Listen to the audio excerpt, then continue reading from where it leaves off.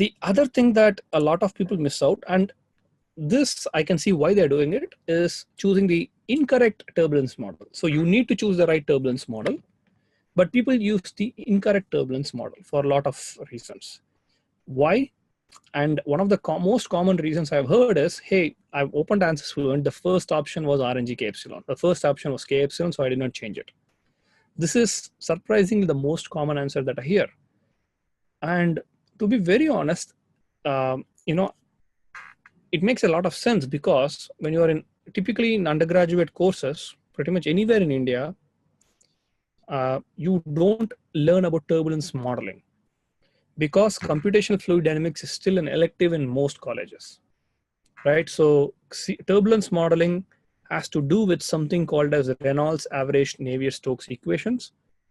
These are a set of equations that you have. You can derive them from Navier-Stokes equation by applying something called as Reynolds decomposition. Okay, so I'll explain that very, very shortly. Since this is just a part one of the aerodynamic simulation presentation, I don't want to go into too detail. But basically, you have this concept called as Reynolds decomposition. You apply that to the Navier-Stokes equation. You get a set of equations called as Reynolds average Navier-Stokes. So people call this as RANS. So if you looked at ANSYS Fluent, Star CCM, or any other software, you might have seen RANS turbulence models. So the idea is a turbulence model approximates the turbulence. It is not exactly calculating the turbulence, it's approximating. So you need to make sure that you're using the right approximation. And typically, as I will say later, for external flow problems, there is only two models that have been proven and tested. If you're trying out any other model, then there's a good chance that you're wrong. The first model is the Spalart-Alamas model.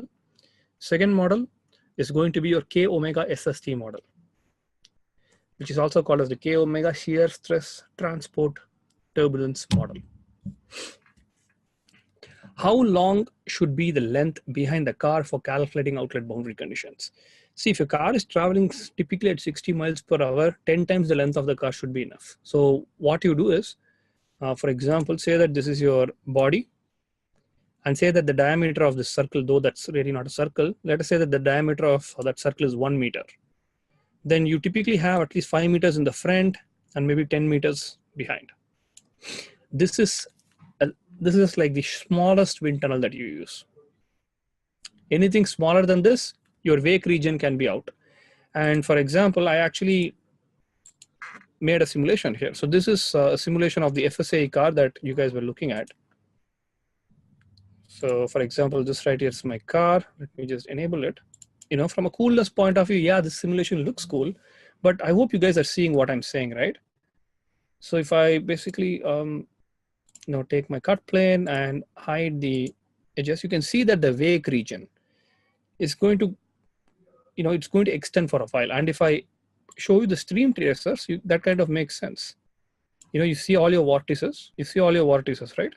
These vortices basically define your wake region, and the flow needs to straighten again. That is where you recover your pressure. So you need to make sure that this is at least 10 times long. In this case, since it's a demo problem, I did not put the effort. So you can see that this is maybe 2 times the length of the model. So you need to have at least 10 times the length of your model downstream, and at least 5 times the length of the model upstream. What is upstream and downstream? If you don't know that, this right here is the upstream because it's in the front, and this right here is downstream. Why do we need such a long upstream region? Again, the same thing, right? So what's going to happen is, so these are fundamental concepts in fluid mechanics, right? So if you understand them, then you will understand why we are doing these type of things. So if I hide, say, my clip plane and also my stream tracer, right? So here, typically what you do is when you're doing a wind tunnel test, you don't want your boundary conditions to affect your flow field near the car, right? So 5 times might seem like a lot, just like how I'm saying 10 times downstream might seem like a lot. So this is more based upon an experience thing. Why?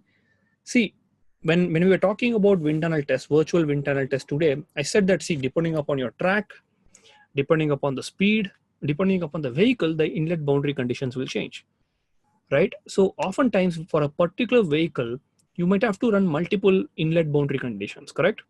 So for each and every setup, for each and every boundary condition, if you're modifying the size of your internal, then comparing the results might not be, very ideal. If you're making the domain very, very large, you can be very safe that your boundary conditions are not affecting your solution.